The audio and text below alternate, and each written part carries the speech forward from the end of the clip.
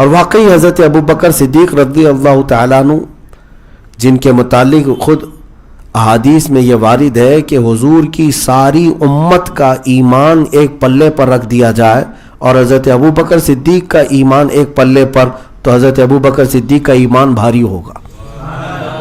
ساری امت کا ایمان ایک طرف، یہ معمولی بات نہیں ہے، اس میں غوث بھی ہیں، قطب بھی ہیں، ابدال بھی ہیں، نجبا بھی ہیں، شرفا بھی ہیں، سارے صحابہ، تابعین، اولیاء کاملین، علماء صالحین، مجتہدین سب موجود ہیں۔ ان سب کے ایمان کو ایک ترازو پر رکھ دیا جائے اور حضرت ابو بکر صدیق کا ایک پلے پر، تو پھر بھی حضرت ابو بکر صدیق کا ایمان بھاری ہوگا۔ سیدنا عمر ابن خطاب رضی اللہ تعالیٰ عنہ فرماتے ہیں کہ کاش میرے پاس اتنی طاقت ہوتی تو میں ابو بکر صدیق سے وہ رات خرید لیتا۔ ایک نیکی کے متعلق آپ فرماتے ہیں وہ رات خرید لیتا۔ آپ سے پوچھا گیا کون سی؟ فرمایا وہ جو غار ثور میں رسول اللہ کے ساتھ انہوں نے بتایا تھا، اپنی جان کو جوخم میں ڈالا، سانپ ڈستا رہا لیکن آپ نے پیر میں حرکت تک نہیں کی۔ اعلیٰ حضرت فاضل بریلوی رضی اللہ تعالیٰ عنہ نے فرمایا صدیق بلکہ غار میں جاں ان پہ دے چکے، صدیق بلکہ غار میں جاں ان پہ دے چکے، اور حفظ جان تو جان فروز غرر کی ہے، یعنی جان بچانا بہت اہم فرض ہے، اور اگر جان بچی ہے تو دوسرے سارے فرائض ہیں۔ اور اعلیٰ حضرت فاضل بریلوی رضی اللہ تعالیٰ عنہ نے فرمایا کہ حضرت ابو بکر صدیق نے یہاں پر جان بھی نچھاور کر دی تھی رسول پاک صلی اللہ علیہ وسلم کی بارگاہ میں۔ یہ معاملہ ایک بار کا نہیں ہے، ایک بار کا نہیں ہے، ہر بار حضرت ابو بکر صدیق رضی اللہ تعالیٰ عنہ نبی پاک صلی اللہ تعالیٰ علیہ وسلم کی حفاظت کے لیے اس قدر ایکٹیو ہوا کرتے تھے اور ایسے پھرتیلے کہ مولا کائنات حیدر کرار جن کو اسد اللہ الغالب ہم کہتے ہیں، یقیناً وہ ہیں، شیر خدا ہیں، حیدر کرار ہیں، اور حضرت علی رضی اللہ تعالیٰ عنہ کے ساتھ اگر کوئی لفظ مشہور ہوتا ہے تو وہ شجاعت علی۔ شجاعت کا مطلب کیا؟ بہادری، جس کو پوری دنیا حیدر کرار کہے، اور حضرت علی کی شجاعت مشہور ہے۔ حضرت علی رضی اللہ تعالیٰ عنہ جب ان سے پوچھا گیا تو آپ فرماتے میں کائنات میں سب سے بڑا بہادر ابو بکر صدیق کو سمجھتا ہوں، جن کو حیدر کرار خود کہیں کہ ابو بکر صدیق کو میں سب سے بڑا شجاعت مند سمجھتا ہوں۔ تو میرے عزیزو، اب یہاں پر بات کرنے کی بھی کسی کو ہمت نہیں ہونی چاہیے۔ بہرحال سیدنا ابو بکر صدیق رضی اللہ تعالیٰ عنہ نے سارے غزوات میں شرکت فرمائی، رسول پاک صلی اللہ تعالیٰ علیہ وسلم کے ہر سفر میں ساتھ رہے، جتنی جنگوں میں نبی پاک صلی اللہ علیہ وسلم نے شرکت فرمائی ان ساری جنگوں میں سیدنا ابو بکر صدیق حضور کے ساتھ رہے، عمرے میں ساتھ رہے، حج میں ساتھ رہے، بلکہ ہجرت کے سفر میں ساتھ رہے۔ کون سا ایسا مقام ہے جہاں حضور پاک صلی اللہ تعالیٰ علیہ وسلم سے آپ دور رہے؟ ہر سفر میں نبی پاک صلی اللہ تعالیٰ علیہ وسلم کے ساتھ رہے، غزوہ بدر میں، غزوہ احد میں، غزوہ خندق میں، غزوہ حنین میں، غزوہ تبوک میں، یہ سب غزوات میں سیدنا ابو بکر صدیق ساتھ ہیں۔ صلح حدیبیہ کے موقع پر، حجۃ الوداع کے موقع پر جب خطبہ آخری حضور دے رہے ہیں اس وقت رسول پاک کے ساتھ رہے، بلکہ نبی پاک صلی اللہ تعالیٰ علیہ وسلم نے جتنی نمازیں پڑھائی ان سب نمازوں میں اقتدا حضرت ابو بکر نے فرمائی۔ نبی پاک صلی اللہ تعالیٰ علیہ وسلم کے ساتھ رہنے کا اگر سب سے زیادہ شرف کسی کو حاصل ہے تو حضرت ابو بکر صدیق کو ہے، اور حد تو یہ ہے انتقال کے بعد آج بھی ساتھ میں ہی سو رہے ہیں۔ اتنا ہی نہیں بلکہ رسول پاک صلی اللہ تعالیٰ علیہ وسلم ارشاد فرماتے ہیں قیامت کے دن جب پہلے سور پر سارے لوگ مر جائیں گے، پھر جب اللہ تبارک و تعالیٰ دوبارہ زندہ کرنا چاہے تو اسرافیل علیہ السلام کو زندہ کرے گا اور وہ سور پھونکیں گے، تو پھر کائنات میں جب لوگوں کا زندہ ہونے کا وقت آئے گا نبی پاک صلی اللہ علیہ وسلم ارشاد فرماتے ہیں سب سے پہلے میں اپنی قبر سے اٹھوں گا۔ حضور پاک فرماتے ہیں سب سے پہلے میں اپنی قبر سے اٹھوں گا، پھر ابو بکر اور پھر عمر۔ اور حضور پاک صلی اللہ تعالیٰ علیہ وسلم کس انداز میں میدان محشر میں آئیں گے؟ فرماتے ہیں میرا ایک ہاتھ ابو بکر کے کندھے پہ ہوگا، دوسرا عمر ابن خطاب کے کندھے پہ۔ اس شان کے ساتھ رسول پاک صلی اللہ تعالیٰ علیہ وسلم میدان محشر میں آئیں گے۔ اب اندازہ کریں وہ اس وقت بھی نبی پاک صلی اللہ تعالیٰ علیہ وسلم قیامت کے دن بھی ابو بکر و عمر رضی اللہ عنہما کے ساتھ ساتھ آئیں گے، تو پھر یہاں پر مقامات اور مراتب کو جو لوگ تول رہے ہیں، ان کا نمبر ان کا نمبر، ان لوگوں کی مت ماری گئی ہے۔ میرے عزیزو، جس کو خود رسول اللہ صلی اللہ تعالیٰ علیہ وسلم نے اپنی زندگی پاک میں 17 نمازوں کی امامت کا حکم فرمایا، اور پھر یہ فرمایا جس جماعت میں ابو بکر موجود ہے اس جماعت کو زیب نہیں دیتا کہ ابو بکر کے علاوہ کسی اور کو امام بنائے۔ ہاں، یہ حدیث پاک ہے۔ اس جماعت کو یہ زیب نہیں دیتا کہ کوئی اور وہاں پر امام بنے۔ اللہ کے حبیب صلی اللہ تعالیٰ علیہ وسلم کی حیات میں اگر کسی نے امامت کی ہے نمازوں کی مسجد نبوی شریف میں، تو سوائے حضرت ابو بکر کے کسی نے نہیں کی۔ خود رسول پاک صلی اللہ تعالیٰ علیہ وسلم نے آخری وقت جب آپ صلی اللہ تعالیٰ علیہ وسلم کی ظاہری زندگی کا تھا، 17 نمازوں کی امامت حضرت ابو بکر صدیق نے فرمائی۔ اس میں ایک خفیہ نکتہ بھی یہ ہے کہ جس کو رسول اللہ صلی اللہ علیہ وسلم نے اپنے عزیز صحابہ کی نمازوں کی امامت کے لیے پسند فرمایا، یقیناً وہی حضور کی وفات کے بعد ساری دنیاوی معاملات اور ساری جنگوں کا بھی امام اور خلیفہ رسول ہونے کے بالکل حق پر تھا، اور ہو بھی گئے۔ اللہ کی منشا کے مطابق یہ خلفاء کی ترتیب پائی ہے، اللہ تبارک و تعالیٰ کی مرضی سے یہ ساری چیزیں ہوئی ہیں۔ بہرحال آج مجھے بہت ساری دیگر معاملات پر گفتگو نہیں کرنی ہے، تھوڑا سا وقت ہے، ہم برکت کے لیے آج کی اس محفل میں بیٹھے ہیں کہ سیدنا ابو بکر صدیق رضی اللہ تعالیٰ عنہ کی بارگاہ میں خراج عقیدت پیش کریں۔ ایمان ہو تو ایسا ایمان ہو کہ حضرت ابو بکر صدیق رضی اللہ تعالیٰ عنہ اپنی ہر چیز سے زیادہ اگر کسی چیز کو عزیز رکھتے تو حضور کی رضا۔ کسی نے آپ سے پوچھا کہ دنیاوی چیزوں میں آپ کو کون سی چیز پسند ہے؟ دیکھیں، ایک دینی معاملات ہے، دینی چیزوں میں اور دنیاوی چیزوں میں اگر آپ سے پوچھا جائے تو ہو سکتا ہے آپ دینی معاملات میں یہ کہیں گے کہ قرآن پڑھنا ہے، عبادت کرنا ہے، حج کرنا ہے، اور دنیاوی جو بہت سارے امور ہیں ان معاملات میں آپ ہو سکتا ہے اپنی پسند میں کہیں کہ میں فلاں گوشت کھانا پسند کرتا ہوں، فلاں ڈش اچھی لگتی ہے، فلاں لباس اچھا لگتا ہے دنیاوی امور میں۔ حضرت ابو بکر صدیق رضی اللہ تعالیٰ عنہ سے پوچھا گیا دنیاوی معاملات میں آپ کو سب سے زیادہ پسندیدہ چیز کیا ہے؟ حالانکہ اگر آپ کی پسند میں بتاؤں تو وہ دنیا ہو ہی نہیں سکتی۔ حضرت ابو بکر صدیق کہتے ہیں، فرماتے ہیں، سب سے پہلی چیز النظرۃ الی وجہ رسول اللہ۔ کہتے ہیں دنیاوی معاملات میں اگر مجھ سے پوچھتے ہو تو سب سے زیادہ پسندیدہ چیز مجھے رسول اللہ کے چہرے کی طرف ہر وقت دیکھتے رہنا، حضور کے چہرے کو دیکھتے رہنا، یہ میرا پہلا پسندیدہ عمل ہے۔ پھر پوچھا گیا دوسرا عمل اور کیا ہے دنیا میں آپ کو پسند؟ کہتے ہیں وَأَن يَكُونَ ابْنَتِي تَحْتَ زَوْجِ رسول اللہ۔ کہتے ہیں میری دوسری اگر پسند پوچھو گے تو میری پسندیدہ چیز دنیاوی اعتبار سے یہ ہے کہ میری بیٹی رسول اللہ کے نکاح میں رہے۔ یعنی گھوم پھر کر کے اگر آپ آئیں گے ان کی پسندیدہ چیزوں کا محور ذات رسول ہی پائیں گے، اس کے علاوہ کچھ نہیں۔ یعنی ان کا دین بھی وہی ہے، ان کی دنیا بھی وہی ہے۔ عزیزان گرامی وقار، اعلیٰ حضرت فاضل بریلوی رضی اللہ تعالیٰ عنہ نے اسی لیے اشعار میں یوں کہا تھا، اللہ کی سرتاب قدم شان ہے یہ صدیق اکبر کا ہی ایمان ہے، انسان ہی انسان وہ انسان ہے، یہ رسول پاک کی بارگاہ میں عرض کر رہے ہیں فاضل بریلوی۔ قرآن تو ایمان بتاتا ہے انہیں، اور ایمان یہ کہتا ہے میری جان ہے یہ، اور یہ حضرت ابو بکر صدیق رضی اللہ تعالیٰ عنہ نے اپنے عمل سے بتایا ہے، اپنی پوری زندگی سے بتایا ہے۔ بمصطفیٰ برساں خیش کے دی ہما اوست، ڈاکٹر اقبال نے جو کہا ہے نا کہ اپنے آپ کو رسول اللہ کے قدموں تک پہنچا دو، یہی دین ہے، یہی دین ہے۔ حضور تک پہنچ جاؤ۔ حضور تک پہنچنے کا مطلب کیا ہے؟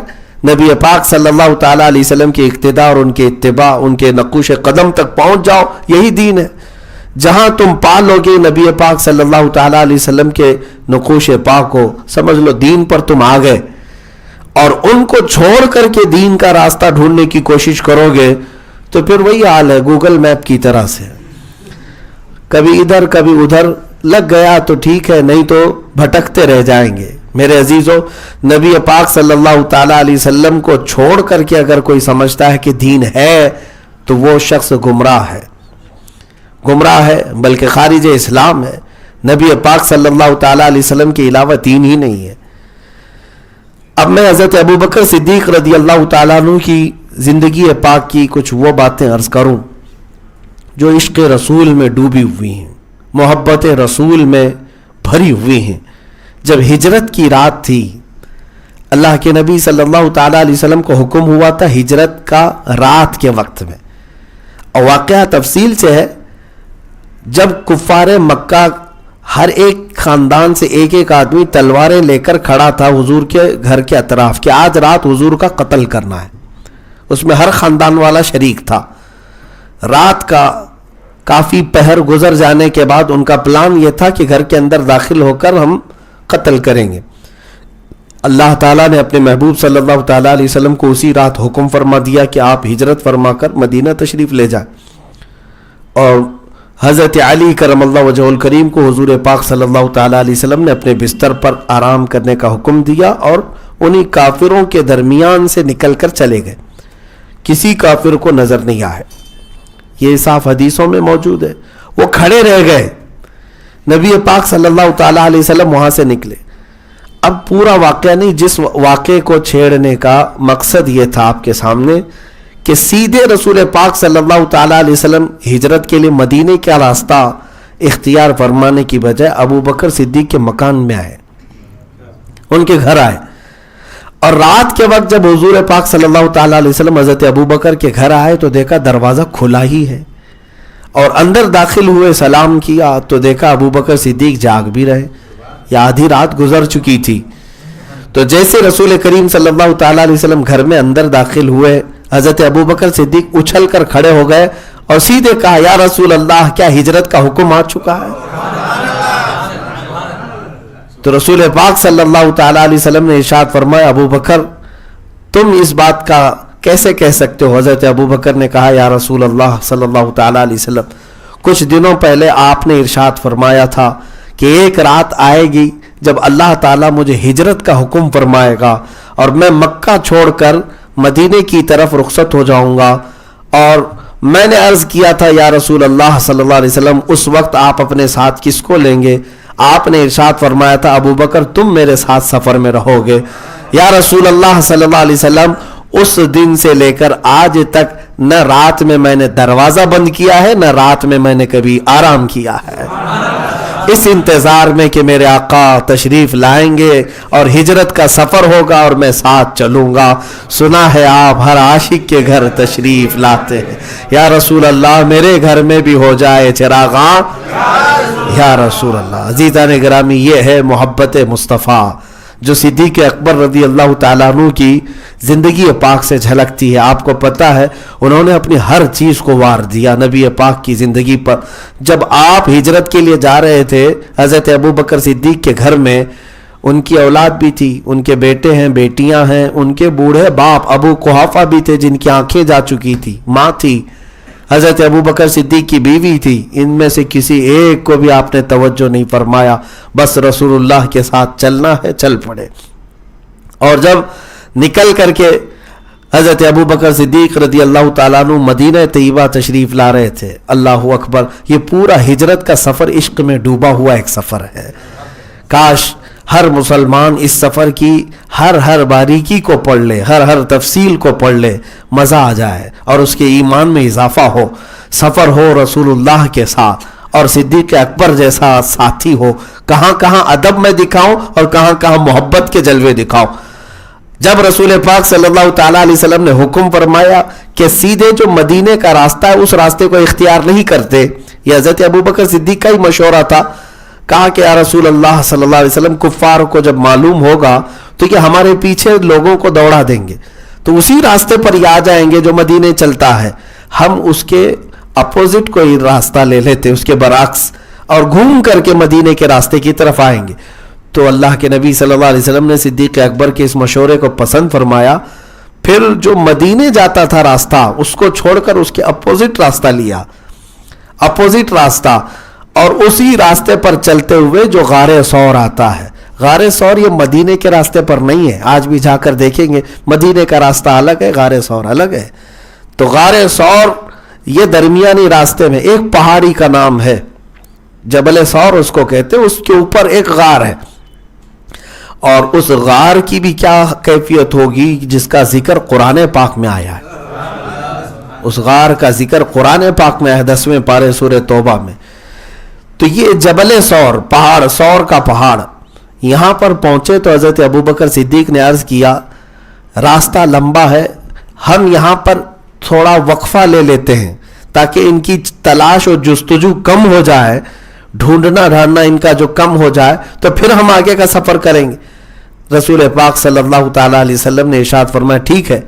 تو اب جو غار ثور پر جا کر آرام کرنا تھا, جبل ثور جانتے ہیں اس کی اونچائی 5000 فٹ ہے, 5000 فٹ کی اونچائی پر ہے. بہت کافی سال قبل حج کے سفر میں اوپر گیا تھا اور ہماری اس عمر میں جا کر آنے کے بعد 8 دن تک پیر, ران اور پٹھے خوب درد کرتے رہتے ہیں. اتنی اونچائی پر ہے, بلندی پر ہے, وقفہ لے لے کر کے چڑھنا. ہاتھ میں 2 بوتلیں تھیں, اس میں ایک تو ہم نے پھینک دیا, وہ بھی وزن لگ رہی تھی. 2-4 سیب تھے, وہ بھی چھوڑ دیے کہ وہ بھی وزن لگ رہی ہیں. وہاں پر چڑھنے والوں کی حالت یہ رہتی ہے, فجر کی نماز کے وقت چڑھتے ہیں, کافی وقت کے بعد اوپر پہنچتے ہیں. کئی لوگوں کو چکر آتے ہیں, کئی لوگوں کو الٹیاں ہوتی ہیں. بہرحال سفر تو وہ چڑھائی کا بڑا کٹھن ہے اور پراپر کوئی راستہ نہیں ہے. ان ظالم سعودیوں نے کبھی ایسے مقامات کے لیے کوئی خاص راستہ نہیں بنایا, ورنہ ان کے جوئے کا اڈا ہوتا تو سمندر میں بھی راستہ بناتے. ان کو عیاشی کرنا ہوتا, ہاں جہاں سے دجال نکلنے والا ہے وہاں پر یہ بادشاہ نے محل بنا رکھا ہے, مقام جرف پر جا کر دیکھ سکتے ہیں. لیکن یہ رسول اللہ صلی اللہ علیہ وسلم سے ریلیٹڈ چیزیں ہیں, ان کے ایمان میں تو ہے ہی نہیں. ان کا سارا ایمان, ان کا سارا دار و مدار اسرائیل پر ہے, یہودیوں کے ساتھ ہے. بہرحال میں بات یہ عرض کر رہا ہوں کہ اتنی اونچائی پر یہ غار موجود ہے. جب حضرت ابوبکر صدیق حضور پاک صلی اللہ تعالیٰ علیہ وسلم کے ساتھ سفر میں تھے, چڑھائی شروع کیا, اوپر جا کر غار میں آرام کرنا تھا سب سے اونچی چوٹی پر. نبی پاک صلی اللہ تعالیٰ علیہ وسلم تھوڑے سفر کے بعد آرام کرنے کے لیے ایک جگہ بیٹھ گئے, تھکان محسوس فرمانے لگے.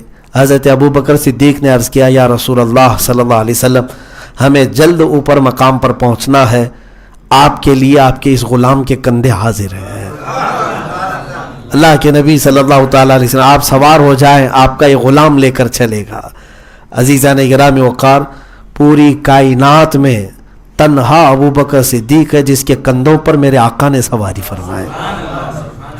نبی پاک صلی اللہ تعالیٰ علیہ وسلم کو حضرت ابوبکر صدیق رضی اللہ تعالیٰ عنہ, ارے بار نبوت کو اٹھانا یہ معمولی بات نہیں ہے میرے عزیزو. جس کو اللہ منتخب فرمائے بس وہ رسول پاک صلی اللہ تعالیٰ علیہ وسلم کے ساتھ یہ معاملہ فرمائے. حضرت ابوبکر صدیق 5000 فٹ اونچائی تک پہنچے. وہاں غار میں 2 سے 3 دن تک کا قیام رہا. وہاں پر بھی جو معاملات پیش آئے ان میں سے ہر لمحہ عشق میں ڈوبا ہوا ہے, عشق میں ڈوبا ہوا ہے. آپ اندازہ تو کریں کہ کفار و مشرکین پیروں کے نشانات دیکھتے دیکھتے وہاں تک بھی پہنچ گئے, قریب آ گئے. اور یہ 2 حضرات غار کے اندر موجود تھے. ان کافروں کے پیروں کے آہٹ محسوس ہونے لگی. حضرت ابوبکر صدیق رضی اللہ تعالیٰ عنہ گھبراہٹ میں آ گئے. گھبراہٹ اور خوف اپنے جان کے لیے نہیں تھی, رسول اللہ کی حفاظت کے لیے. نبی پاک صلی اللہ تعالیٰ علیہ وسلم کی حفاظت کے لیے وہ اتنے سترک رہتے کہ انہوں نے تو کپڑے پھاڑ پھاڑ کر کے غار کے ہر سوراخ کو بھر دیا تھا, کوئی کیڑا بھی داخل نہ ہو. سانپ ڈستا رہا تو آپ نے پیر نہیں ہٹایا. اب جب کفار و مشرکین کو سامنے سے دیکھا تو ظاہر سی بات ہے آپ کو اندازہ ہونے لگا کہ کہیں رسول اللہ کو یہ نقصان نہ پہنچائیں. اس بات کا خوف ہونے لگا اور حضرت ابوبکر صدیق رضی اللہ تعالیٰ عنہ ڈرنے لگے تو جانتے ہیں قرآن پاک میں یہ واقعہ اللہ تعالیٰ نے بیان فرمایا. اس پورے غار کے اندر کی کیفیت کو قرآن میں اللہ تعالیٰ فرماتا ہے اذ ہما فی الغار اذ یقول لصاحبہ لا تحزن ان اللہ معنا. قرآن پاک میں اللہ تبارک و تعالیٰ فرماتا ہے ثانی اثنین اذ ہما فی الغار اذ یقول لصاحبہ لا تحزن ان اللہ معنا. وہ دو لوگوں میں سے ایک جو غار میں تھے.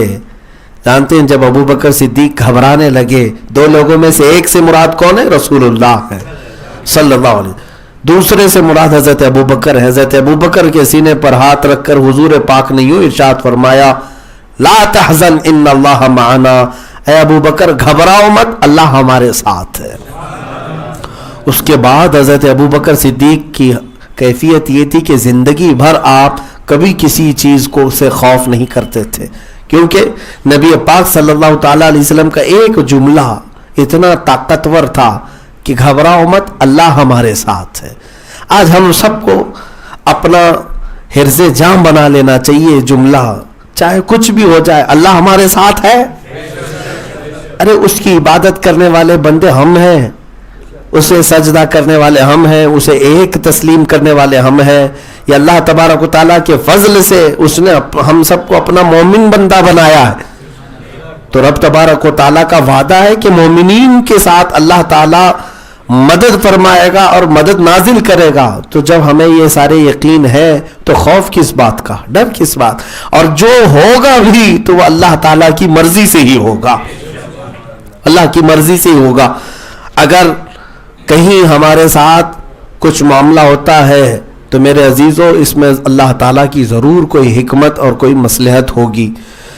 حضرت ابو بکر صدیق اور حضور پاک صلی اللہ تعالیٰ علیہ وسلم جب یہاں سے نکلے, اس سفر کی ایک اور انوکھی بات, جب مدینہ طیبہ پہنچنے والے تھے, اللہ اکبر, یہاں پر بھی دیکھیں جب سفر میں ہوتے تھے تو حضرت ابو بکر کبھی حضور پاک صلی اللہ علیہ وسلم کے آگے چلتے, کبھی پیچھے چلتے, کبھی دائیں کبھی بائیں, جگہ بدلتے رہتے تھے سفر میں.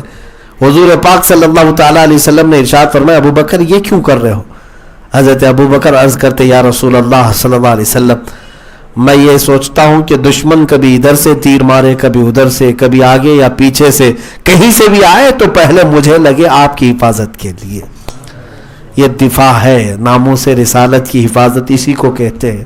ہر لمحہ ہر گھڑی میرے عزیزو ناموس رسالت کی حفاظت کا مطلب صرف جلسے نہیں, صرف بڑے بڑی کانفرنسیں نہیں, صرف مجلسیں نہیں, بلکہ اپنی زندگی کا ہر لمحہ ہو جس میں ہم حضور کی عزت کا اور ان کی ناموس کی حفاظت کا بھرپور خیال کریں.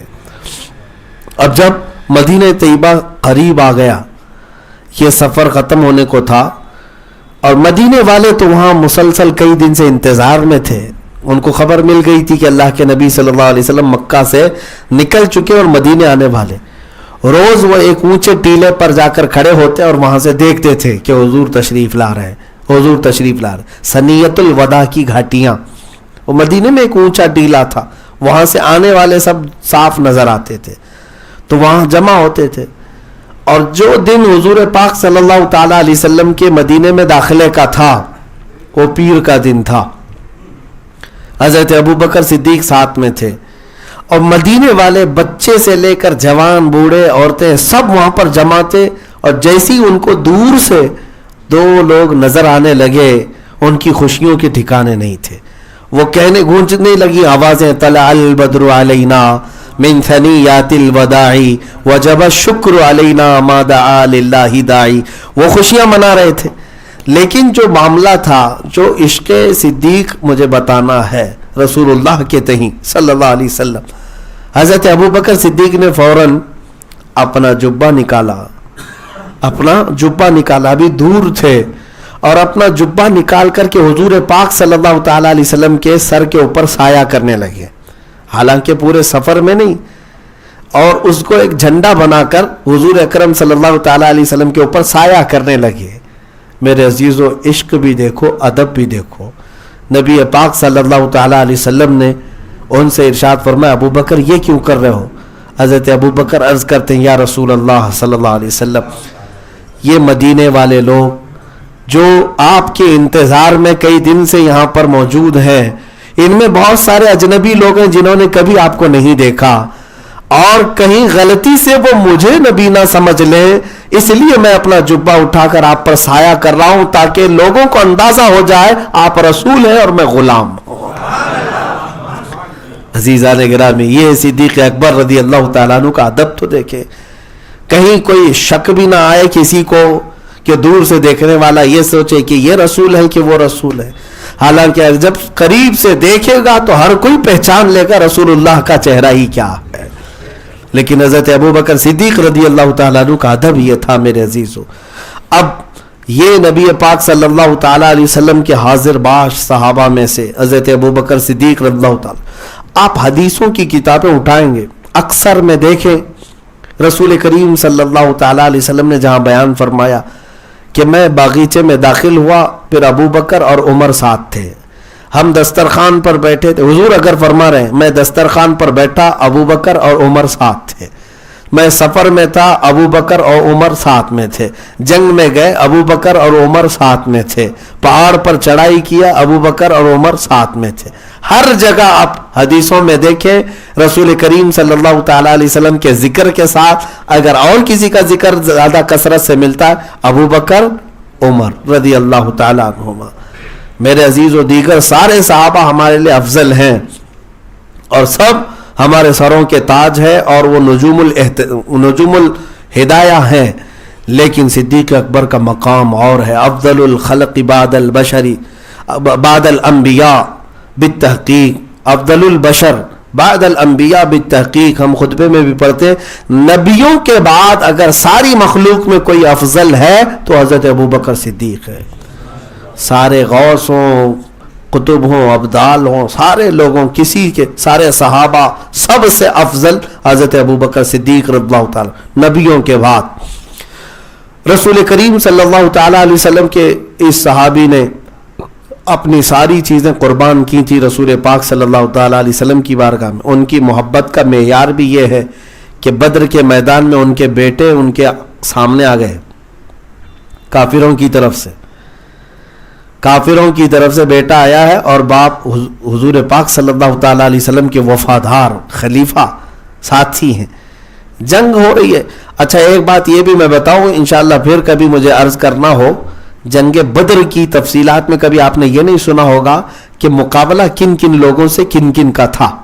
اکثر تو آپ تاریخ میں یا جب بیان ہوتا ہے تو غزوہ بدر کو آپ سن لیتے ہوں گے ایسی لڑائی ہوئی، لیکن اگر میں بتاؤں نا حیرت ہوگی آپ کو کہ اکثر ادھر سے جو لڑ رہا ہے اور ادھر سے جو لڑ رہا ہے آپس میں رشتہ داریاں ہیں، ماموں بھانجا آمنے سامنے ہے، چاچا بھتیجا آمنے سامنے، باپ بیٹا آمنے سامنے ہے، بھائی آمنے سامنے ہے، لیکن کس بنیاد پر؟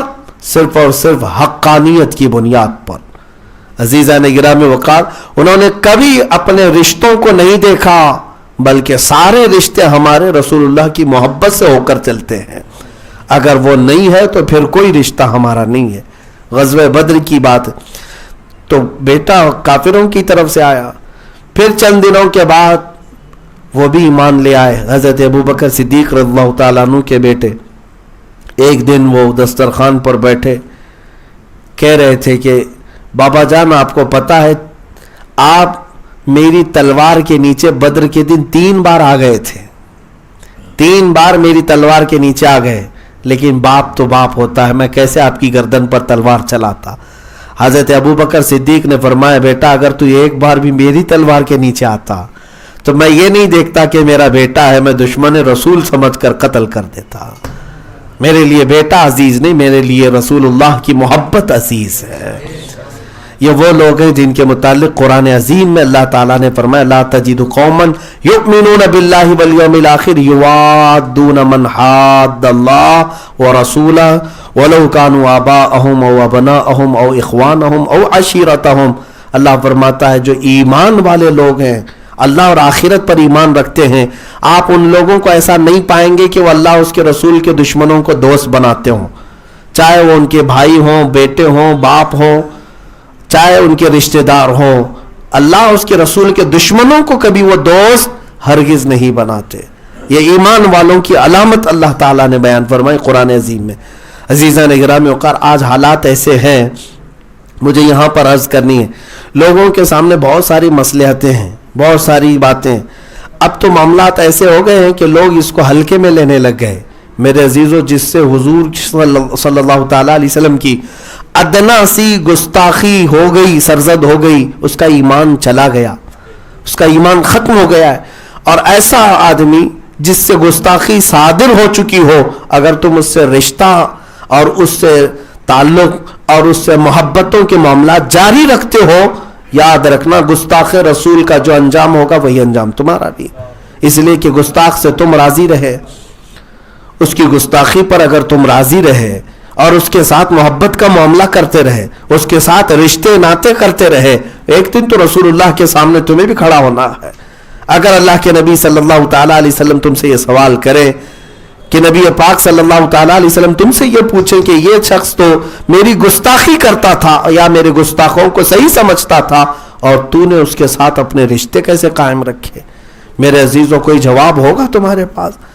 اس لیے اپنا رشتہ اور اپنی زندگی کے معمولات ایسے بنا لو کہ جو نبی سے ہو بیگانہ اسے دل سے جدا کر دے، جو نبی سے ہو بیگانہ اسے دل سے جدا کر دے، پدر مادر برادر جان و مال ان پر فدا کر دے.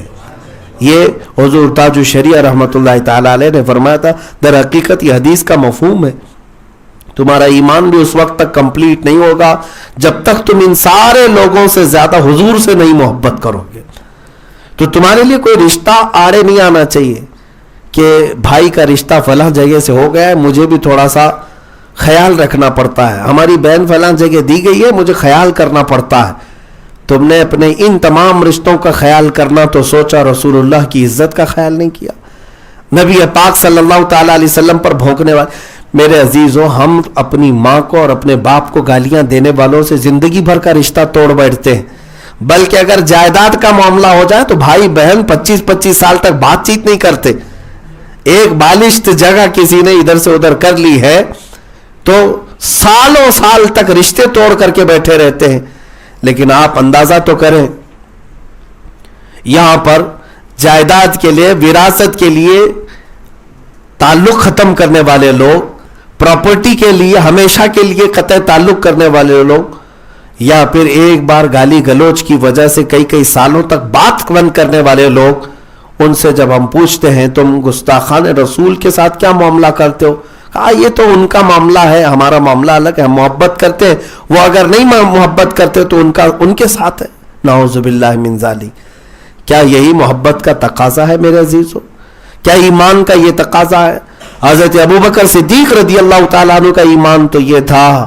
ایمان اگر آپ کو میں بتاؤں، یہ حدیبیہ کے موقع پر ایک مکہ کے کافروں کی طرف سے قاصد آیا تھا، عروہ بن مسعود ثقفی. وہ جب بات کر رہا تھا حضور پاک صلی اللہ تعالیٰ علیہ وسلم سے تو حضور کی داڑھی کی طرف سے ہاتھ لگا کر بات کر رہا تھا. یہ عربوں کا دستور تھا بات کرتے. صدیق اکبر رضی اللہ تعالیٰ نے اس کے ہاتھ کو مار کر جھٹک دیا، کہا نیچے ہاتھ رکھ. اس نے پھر کہا کہ یہ تو کوئی معاملہ نہیں ہے. حضرت ابوبکر صدیق نے کہا خبردار، تو اللہ کے رسول سے بات کر رہا ہے. ہاتھ تک اٹھا کر بات کرنے کو حضرت ابوبکر صدیق گوارا نہیں کرتے تھے. اور اس کے بعد جو جملے حضرت ابوبکر صدیق نے کہے نا، وہ میں کہوں تو آپ لوگوں کو ایسا لگے گا بہت سخت جملے ہیں. ہاں، حضرت ابوبکر صدیق جلال میں اتنے سخت جملے اس قاصد سے کہے تھے. اتنا ہی نہیں، یہ تو چھوڑو، وہ کافروں کی طرف سے آیا تھا، کافروں کی طرف سے آیا تھا. لیکن آپ کو میں یہ بتاؤں، حدیبیہ کا موقع ایسے امتحان کا تھا صحابہ کے، ایسے امتحان کا کہ رسول کریم صلی اللہ علیہ وسلم مکہ کے کافروں کے ساتھ صلح کر رہے ہیں. کس بات پر؟ 1400 صحابہ عمرہ کے لیے گئے ہیں، احرام پہن کر کے، جانور قربانی کے لیے لے کے گئے. 35 کلومیٹر باقی رہ گیا مکہ، لیکن مکہ والے اندر آنے نہیں دے رہے. مکہ کا راستہ روک کر رکھے اور جنگ کرنے پر تیار ہیں. صحابہ میں اکثر صحابہ یہ چاہتے تھے کہ حضور جنگ کی اجازت دے دے، ہم ان کے پرخچے اڑائیں گے.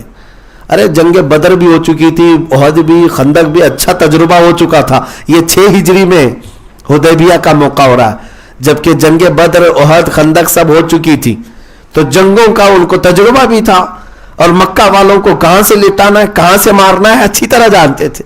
اور حدیبیہ کے موقع پر اللہ کے نبی اجازت نہیں دے رہے, رسول پاک صلی اللہ تعالی علیہ وسلم جنگ کا حکم نہیں فرما رہے. یہاں تک کہ صلح کرنے کی جب بات آئی تو مکہ والے زور زبردستی ایسی صلح نامہ پر دستخط کروا رہے تھے جس میں بظاہر لگتا تھا کہ مسلمان شکست کھائے ہوئے ہیں. مکہ والے کہہ رہے تھے اس سال آپ کو ہم عمرہ آنے نہیں دیں گے, آپ یہیں احرام کھولو واپس مدینے جاؤ. سوچو آپ 450 کلومیٹر کا سفر ہے, اس میں صرف اور صرف 35 کلومیٹر باقی رہ گیا اور ان کو واپس دوڑا رہے ہو مدینے. اس وقت کیا کیفیت ہوگی؟ مکہ خانہ کعبہ ان کے باپ کی جاگیر تو ہے نہیں, برسوں سے ہر ایک کے لیے کھلا ہوا وہ گھر, لیکن مکہ والے وہاں سے واپس کر رہے تھے. دوسری بات یہ تھی کہ اگلے سال آئیں گے بھی تو تنہا تنہا آئیں گے اور کوئی ہتھیار ساتھ میں نہیں لے آئیں گے. یہ ایگریمنٹ میں جو چیزیں لکھی گئی تھی, سیٹلمنٹ جس بات پر ہو رہا تھا, سیٹلمنٹ میمورینڈم آف سیٹلمنٹ بولتے ہیں نا اس کو, ہاں اس کو ایم او یو جو ہو رہا تھا جو بھی ہے انڈرسٹینڈنگ کا, اس میں مکہ والے یہ بھی لکھوا رہے تھے کہ مدینے سے اگر کوئی ہمارے مکہ میں آئے گا تو ہم اس کو واپس نہیں کریں گے, اور مکہ سے کوئی مدینے جائے گا تو آپ کو واپس کرنا پڑے گا, اسے واپس کرنا پڑے گا. یہ سب باتیں تھیں. رسول پاک صلی اللہ تعالی علیہ وسلم سب باتوں کو مان رہے تھے, ٹھیک ہے جیسا تم کہہ رہے ہو ٹھیک ہے. یہاں تک کہ ان خبیثوں نے جو صلح نامے پر نام لکھا ہوا تھا محمد رسول اللہ صلی اللہ تعالی علیہ وسلم اور قریش کے رئیسوں کے بیچ میں یہ ایگریمنٹ ہے, تو انہوں نے اس بات پر بھی اعتراض کیا کہ ہم رسول اللہ آپ کو نہیں مانتے, یہ لفظ ہٹاؤ. تو حضرت علی رضی اللہ تعالیٰ عنہ یہ صلح نامہ لکھ رہے تھے, حضور نے فرمایا مٹا دو. حضرت علی قلم چھوڑ کر اٹھ گئے, کہا کہ یہ مجھ سے نہیں ہوگا, یہ رسول اللہ لکھا ہوا لفظ میں نہیں مٹاؤں گا. خود رسول پاک صلی اللہ تعالی علیہ وسلم نے مٹایا اور محمد بن عبداللہ لکھا, اس لیے کہ یہ صلح جو ہو رہی تھی وہ نگاہ نبوت دیکھ رہی تھی کہ ہونا کیا ہے, لیکن سب کی نگاہیں وہاں تک تو نہیں پہنچ سکتی. بظاہر تو ایسا لگ رہا تھا کہ دب کے صلح ہو رہی. ارے میاں ہم تو طاقت والے, جب 313 تھے تو ان کے پرخچے اڑا دیے تھے, اب 1400 آئے ہیں, 1400 آئے کیا کر لیں گے یہ. لیکن حضور کی حکمت تھی, حضور کی مصلحت تھی. اب جب حضور پاک صلی اللہ تعالی علیہ وسلم نے یہ صلح پر دستخط کر دی تو حضرت عمر کا وہاں پر جو معاملہ تھا, جو مجھے بات عرض کرنی ہے اس پورے واقعے میں, صدیق اکبر کا ایمان مجھے بتانا ہے کیا. اور حضرت عمر کو دیکھیں, جلال یہ تھا کہ حضور کے پاس آئے, کہا یا رسول اللہ ہم حق پر نہیں ہیں. کہا کیوں نہیں عمر, ہم حق پر ہیں. تو پھر کیوں یہ دستخط کر رہے ہیں, ہم دب کر کے کیوں ان کی بات مانیں گے, آپ جنگ کی اجازت دیں, ابھی ہم جنگ کے لیے نکلیں گے. حالانکہ احرام کی حالت میں تھے.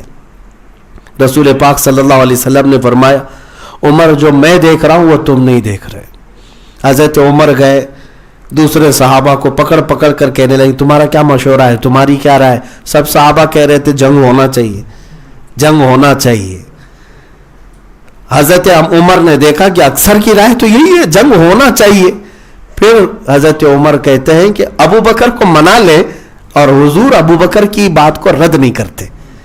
تو آئے سیدھے ابو بکر صدیق کے پاس. حضرت ابو بکر سے کہا ابو بکر دیکھ نہیں رہے کیا ہو رہا ہے, صلح ہو رہی ہے, دب کر ان شرطوں پر, اور حضور پاک صلی اللہ علیہ وسلم دستخط کر رہے ہیں, جنگ کی اجازت نہیں دے رہے, حکم نہیں دے رہے. ابو بکر آپ کیا کہتے ہیں. جب یہ حضرت عمر بول رہے تھے حضرت ابو بکر صدیق ان کے کندھوں کو پکڑ کر زور سے ہلاتے ہیں اور ایک جملہ کہتے ہیں الزم غرضک یا عمر, اے عمر ہوش سنبھال کر بات کر, اس لیے کہ جس کے بارے میں تو بات کر رہا ہے وہ اللہ کے رسول ہے. وہ اللہ کے رسول ہیں, جو فیصلہ لیتے ہیں وہ اپنی مرضی سے نہیں اللہ کے حکم سے لیتے ہیں. یہ کون کہتا ہے ایسے امتحان کے وقت اگر کسی کا سینہ سب سے زیادہ کھلا ہے تو ابو بکر صدیق رضی اللہ عنہ. ظاہر سی بات ہے ظاہری سچویشن کیا ہوتی ہے ہر کوئی اس کو ایکسپٹ نہیں کرتا, لیکن حضرت ابو بکر صدیق کا ایمان یہ تھا کہ رسول اللہ نے اگر کہا ہے یقیناً وہ اللہ کی مرضی سے ہوگا. یہی تو بات ہے کہ جب ابو جہل بہکانے کے لیے معراج کے واقعے کے بعد جب حضور بیان کر رہے تھے معراج، حضرت ابو بکر اس محفل میں نہیں تھے، صحابہ کو بیان کر رہے تھے. ابو جہل وہاں سے اٹھا مذاق کرتے ہوئے کہ اب محمد تو آسمانوں کے سفر کی بات کرنے لگ گئے، بیت المقدس کی. باہر نکلا، حضرت ابو بکر سے ملاقات ہو گئی. کہا کہ ابو بکر ایک شخص کے بارے میں تم سے بتانا ہے. ایک شخص یہ کہہ رہا ہے کہ وہ کل کی رات حرم میں تھا، مسجد حرم میں، وہاں سے بیت المقدس گیا ایک ہی رات میں. کہا کیا یہ ممکن ہے؟ حضرت ابو بکر نے کہا کیسے ممکن ہے، ناممکن ہے، کیسے ہو سکتا ہے؟ ایک ہی رات میں کوئی حرم سے بیت المقدس، میاں فلسطین اور عرب میں سینکڑوں میل کا فاصلہ ہے. تو اب ٹھٹا مار کر کے ہنسنے لگا کہ نہیں، پاسبل نہیں ہے. ابو جہل نے کہا ارے اتنا ہی نہیں، اس سے اور آگے کی بھی بات وہ کر رہا ہے، صرف بیت المقدس نہیں، آسمانوں کے اوپر جانے کی بھی بات کر رہا. حضرت ابو بکر صدیق اب سترک ہو گئے. کہا کس کے بارے میں کہہ رہا ہے، کون ہے وہ؟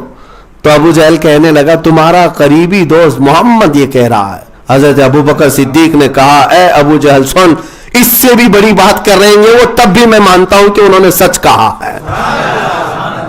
ہاں ایک رات میں ممکن ہے، مسجد حرم سے بیت المقدس بھی جا سکتے ہیں، وہاں سے آسمانوں پر بھی جا سکتے ہیں. اس سے بھی زیادہ اگر وہ کہے تب بھی وہ ہو سکتا ہے، اس لیے کہ وہ رسول ہے اور ان کا مولا انہیں جہاں چاہے سفر کرائے.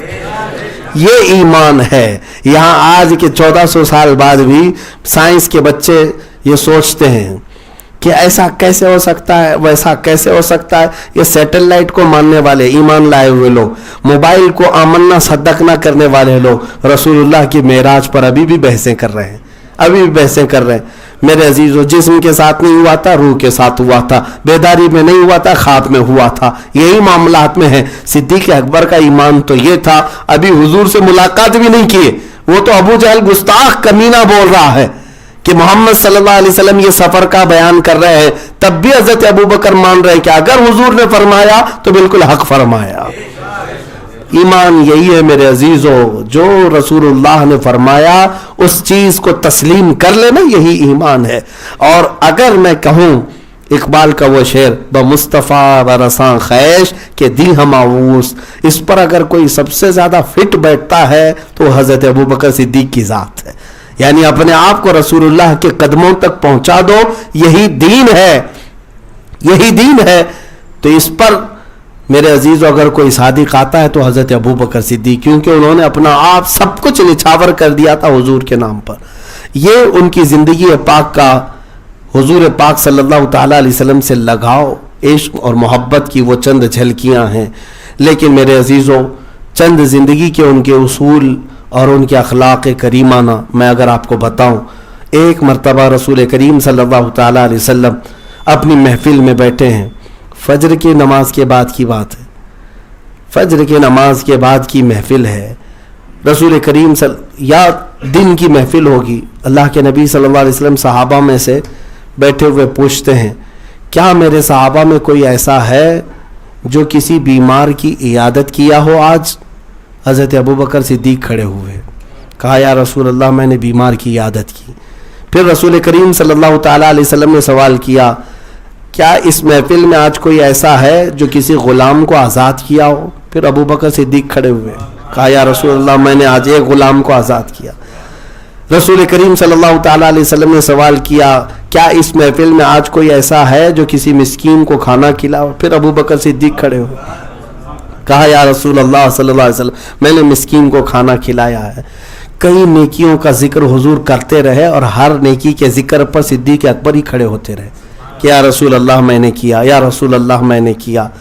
تب رسول کریم صلی اللہ تعالیٰ علیہ وسلم نے مسکرا کر فرمایا جنت کے 8 دروازے ہیں، جنت کے 8 دروازے. نمازی کسی دروازے سے، روزے دار جن کے روزے غالب ہوں گے ان کو ایک دروازے سے داخل کیا جا رہا ہوگا. لیکن میرے آقا فرماتے ہیں جنت کے 8 دروازے ابو بکر صدیق کو اپنی طرف بلا رہے ہوں گے. ابو بکر اس دروازے سے جائیں، ابو بکر اس دروازے سے جائیں. جنت کے دروازے جس پر قربان، وہ صدیق اکبر کی ذات ہے. عزیزان گرامی وقار، جتنا بھی میں بیان کروں وہ کم ہے. آج تو ہم برکت کے لیے ان کی بارگاہ میں خراج عقیدت پیش کرنے کے لیے حاضر آئے تھے. آپ کی ایک زندگی کا اصول یہ بھی میں بتا دوں حدیث ہے, اللہ کے نبی صلی اللہ علیہ وسلم نے فرمایا لا یؤمن احدکم حتی یکون ہواہ تبعا لما جئت بہ. اللہ کے رسول صلی اللہ علیہ وسلم فرماتے ہیں تم میں سے اس وقت تک کوئی مومن نہیں ہو سکتا جب تک کہ اپنی خواہشات کو میرے مرضی کے مطابق نہ کر لے. حضور کی مرضی کے مطابق جب تک تم اپنی خواہشات نہیں کرو گے تب تک تم پورے مومن نہیں ہو. اپنی مرضی نہیں چلانا, اپنی خواہشات نہیں, حضور کی مرضی کیا تھی اس کے مطابق جینا, یہ کمال ایمان ہے. مومن کامل وہی ہے جو حضور کی مرضی کے مطابق یہاں جیتا ہے. ہاں, جب وہ عشق کے اعلیٰ مقام پر پہنچتا ہے اور اپنا سب کچھ ادھر وار دیتا ہے تب وہ کہتا ہے دہن میں زبان تمہارے لیے, بدن میں ہیجا تمہارے لیے, ہم آئے یہاں تمہارے لیے, اٹھے بھی وہاں تمہارے لیے. یہ کون کہتا ہے؟ جب حضور کی مرضی کے مطابق سب کچھ کرنے لگتا ہے تب وہ کہتا ہے. اب زبان کسی ایرے غیرے کے لیے نہیں کھلے گی, اب کسی اور کی تعریف میں نہیں, بلکہ اب جو کچھ بھی کہوں گا وہ رسول اللہ کے لیے کہوں گا. میرے عزیزوں, حضرت ابوبکر صدیق رضی اللہ تعالیٰ عنہ نے یہ جو فرمایا, یہ جو حدیث پاک حضور پاک صلی اللہ علیہ وسلم نے فرمایا اس پر عمل دیکھیں. حضرت ابوبکر صدیق کا ایسا ہے وہ اپنی مرضی سے کبھی اپنی خواہشات کے مطابق کبھی جیتے نہیں, بلکہ ایک مرتبہ حضرت عائشہ صدیقہ رضی اللہ تعالیٰ عنہ کے گھر آئے ہیں حضور کی وفات کے بعد. اکثر غم میں رہتے تھے, حضور کی جدائی کو کیسے برداشت کرتے. حضرت عائشہ سے پوچھا اے عائشہ رسول اللہ کا کھانا بتاؤ, حضور پاک صلی اللہ تعالیٰ علیہ وسلم کیسے کھانا کھاتے تھے, کون سی چیزیں دسترخوان پر ہوتی. حضرت عائشہ صدیقہ نے ایک جملے میں یہ فرمایا کہ ابا جان زندگی بھر رسول اللہ صلی اللہ تعالیٰ علیہ وسلم کو میں نے جو دیکھا ایک دسترخوان پر 2 سالن کبھی جمع نہیں ہوئے, اور کبھی رسول اللہ صلی اللہ علیہ وسلم نے چھنے ہوئے آٹے کی روٹی نہیں کھائی. اتنا کہا تو حضرت ابوبکر صدیق پھوٹ کر کے رونے لگ گئے, جن کو اللہ نے جنت کے خزانوں کی چابیاں دے دیں, زمین کے خزانوں کی چابیاں دے دیں, جنہیں مالک جنت بنایا. اس کا زندگی گزارنے کا طریقہ یہاں یہ رہا کہ وہ رسول اللہ صلی اللہ علیہ وسلم چاہتے تو کیا کچھ نعمتیں نہیں کھاتے, لیکن آپ نے سادگی اختیار کی صرف اس لیے کہ امت کے غریب حضور کو دیکھ کر کے تسلی کر لے کہ ہمارے آقا صلی اللہ تعالیٰ علیہ وسلم نے فقر کو پسند فرمایا. میرے عزیزوں, ساتھ ہی حضرت ابوبکر صدیق رضی اللہ تعالیٰ عنہ کی زندگی پاک کا یہ عنصر بھی ملتا ہے. حضرت عمر کہتے ہیں میں مدینہ طیبہ میں بڑے تلاش و جستجو کے بعد ایک گھر نکالا جس میں ایک بوڑھی عورت رہتی تھی, اس کا کوئی کام کاج کرنے والا نہیں تھا, اس کے کوئی وارثین نہیں تھے. تو حضرت عمر کہتے ہیں میں نے سوچ لیا کہ اس کے گھر کا میں کام کروں تو ثواب ملے. ایک بیوہ خاتون ہے. حضرت عمر کہتے ہیں میں فجر کی نماز کے بعد جا کر دیکھا تو اس کے گھر میں کچرا جھاڑا ہوا ہے, سارے سامان دھلے ہوئے ہیں, بستر سب ٹھنگ کا رکھا ہوا ہے, اور وہ خاتون اپنے بستر پر آرام کر رہی ہے. کون ہے اس کے گھر میں کام کر رہے؟ 2 دن دیکھا حضرت عمر نے اس کا گھر کا سارا کام کاج مکمل ہے, جبکہ وہ بستر سے اٹھ نہیں پاتی. تیسرے دن حضرت عمر کہتے ہیں میں فجر کی اذان سے پہلے ہی اس گھر کے پاس جا کر بیٹھا. دیکھتے ہیں حضرت عمر کہ کوئی جلدی جلدی گھر کے اندر کچرا جھاڑ رہا ہے, سارے کام کر رہا ہے. اس کے بعد اذان ہوتی ہے تو سر پہ چادر ڈالے گھر سے باہر نکل رہا. حضرت عمر کہتے ہیں میں نے چادر ہٹایا, دیکھا وہ ابوبکر صدیق تھے, وہ صدیق اکبر رضی اللہ تعالیٰ عنہ تھے. حضرت عمر کہتے ہیں ابوبکر صدیق نے کوئی گوشہ نہیں چھوڑا, کوئی گوشہ نہیں چھوڑا, جہاں پر نیکیوں کا راستہ تھا وہ ہر نیکی وہ کر گزرے. عزیزان گرامی وقار, جتنی فضیلتیں بیان کی جائیں وہ کم ہیں. حضرت ابوبکر صدیق رضی اللہ تعالیٰ عنہ کے خصوصی جو اعمال تھے اس میں سب سے زیادہ جو آپ فرماتے تھے وہ اپنے مال کا استعمال غربا اور مساکین کی تنگ دستی دور کرنے اور غلاموں کو آزاد کرنے کے لیے. حضرت بلال حبشی کو آپ نے اپنے مال سے آزاد کیا, اپنے مال سے تقریباً 70 اوقیہ چاندی, 70 اوقیہ یا کچھ چاندی حضرت بلال حبشی رضی اللہ تعالیٰ عنہ کے آزاد کرنے پر ان کے آقا نے قیمت رکھی تھی. یہ جو چاندی ہے وہ یوں سمجھ لیں تقریباً 35-40 کلو چاندی یا اس کے آس پاس کی آج قیمت بنتی ہے. تو حضرت بلال حبشی رضی اللہ تعالیٰ عنہ، جو حبشی غلام ہوتے ان کی اتنی قیمت وہاں نہیں لگائی جاتی تھی، تو حضرت ابوبکر صدیق وہ بھی دے کر کے خریدنے کے لیے آزاد ہوئے، راضی ہوئے. تو حضرت بلال کا جو آقا تھا، مالک تھا، وہ ہنسنے لگا، کہا اس حبشی اور کالے غلام کے لیے تم اتنے پیسے دے رہے ہو، اتنی چاندی دے رہے ہو، میں نے تو ایسے ہی ریٹ لگا دیا کہ کوئی دے نہ اس کو. تو حضرت ابوبکر صدیق کہتے ہیں اس سے 10 گنا زیادہ بھی تو مانگتا تو میں دے کر بلال کو آزاد کرتا، اس لیے کہ میں نے اس کی آنکھوں میں رسول اللہ کی محبت دیکھی ہے، اور رسول اللہ کا کوئی غلام ان کا چاہنے والا کسی اور کی غلامی میں رہے یہ صدیق اکبر کو گوارا نہیں ہے. حضور کا غلام حضور کے دربار میں رہے. کیا ہماری آج یہ کیفیت ہے؟ ہم رسول اللہ کے ان غلاموں کو جو مجبور ہیں کسی اور کی غلامی میں دیکھ کر خاموش رہتے ہیں، ان کو وہاں سے آزاد کرانے کی فکر ہمیں ہے. کچھ ایسے لوگ ہیں جو تڑپتے ہیں نبی پاک صلی اللہ علیہ وسلم کے لیے، لیکن وہ سکون کی سانس نہیں لے پاتے. آج مجھے حیرت ہے، 2 دنوں پہلے ہی ایک نوجوان کو میں نے سنا کہ وہ اپنی نوکری سے اس کو چھٹی دے دی گئی، نکال دیا گیا. وہ آیا، اس کی وجہ یہ تھی کہ اس کے ساتھ تعصب کیا جاتا تھا. نوجوان ہے، جو بھی ہے 25 سے 30 سال کی عمر کا، داڑھی رکھا ہوا ہے، لیکن اس نے ڈھونڈ کر کے جاب یہ لی تھی کہ کوئی مسلمان کمپنی ہو. اسے مسلمان کمپنی ملی، اس کمپنی میں وہ کام کرتا رہا. مسلمان کمپنی میں اکثر لوگ وہاں پر تھے، لیکن جو باس تھا وہ بھی مسلمان. جان بوجھ کر کے اس نے اس شخص کو نوکری سے ہٹایا. میرے عزیزوں، غیروں کا تعصب تو اپنی جگہ پر، مجھے شکایت ان لوگوں کو بھی ہے جس بچے نے، جس نوجوان نے حب رسول میں تڑپ کر کے حضور کی سنتوں پر عمل کرنے کے لیے اپنے آپ کو دنیا سے الگ رکھا، الگ تھلگ کر لیا. لوگ کیا اس کو کم تانے دیتے ہوں گے؟ داڑھی رکھنے کے بعد کیا اس کو کم پریشان کیا جاتا ہوگا؟ اس کی فیلنگ کو کتنا ہرٹ کیا جاتا ہے، کیا کیا کیا جاتا ہے، سب چیزیں برداشت کر کے. اور وہ بھی بہت سارے آفرز کو چھوڑ کر تمہارے یہاں آیا تھا تاکہ تم مسلمان ہو، میرا درد سمجھ سکتے ہو، میرا راستہ سمجھ سکتے ہو، اور تم نے ٹھکرایا ہے تو یاد رکھنا قیامت کے دن ذلیلوں میں اٹھایا جائے گا. نبی پاک صلی اللہ تعالیٰ علیہ وسلم کے کسی عاشق کو، کسی غلام کو ستاؤ نہیں، بلکہ اگر وہ کہیں بند بن گیا ہو، قیدی بن گیا ہو، تو اس کی سانسوں کو آزاد کرا دو. یہ صدیق اکبر اللہ تعالیٰ عنہ کے معمولات میں سے. حضرت ابو فقیہ کو آزاد کروایا، اور حضرت سلمان فارسی رضی اللہ تعالیٰ عنہ کے لیے مال دیا. 1-2 نہیں میرے عزیزوں، کئی لوگوں کو حضرت ابوبکر صدیق اپنا مال دے کر اس وقت کی غلامی سے آزاد کرا کے حضور پاک صلی اللہ تعالیٰ علیہ وسلم کی خدمت میں لا کر آزاد کر دیتے. خریدے ہوئے غلام پر قبضہ ان کا ہونا چاہیے.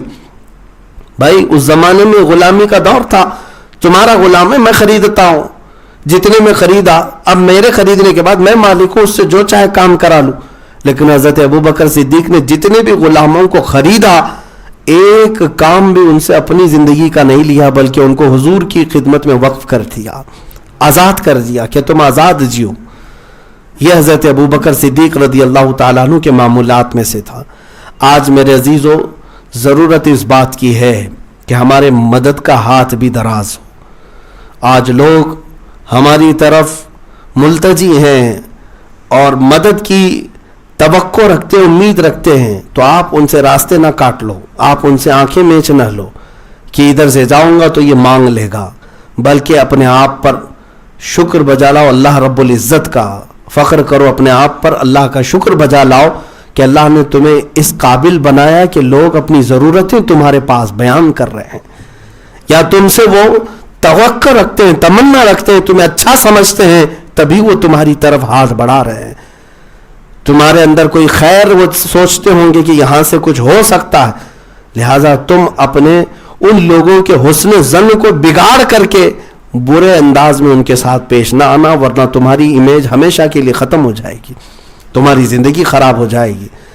اسی لیے اگر جتنا ممکن ہو سکے استطاعت کے مطابق آئے ہوئے لوگوں کو، ضرورت مندوں کو ضرور مدد کریں، اور ان کی سکون کے لیے آپ خود بھی کوشاں رہیں. آپ کو پتہ ہے رسول پاک صلی اللہ تعالیٰ علیہ وسلم کی بارگاہ میں ایسے وقت میں ایک شخص دیہات سے آیا، وہ کہا یا رسول اللہ صلی اللہ تعالیٰ علیہ وسلم، ہمارے پاس کچھ بھی نہیں ہے، آپ ہمیں کچھ عطا فرمائیں.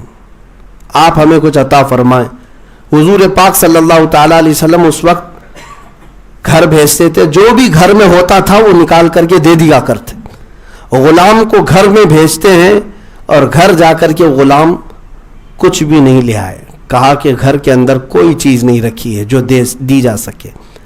رسول پاک صلی اللہ تعالیٰ علیہ وسلم نے فرمایا تم بیٹھو, تمہیں جانے نہیں دیا جائے گا.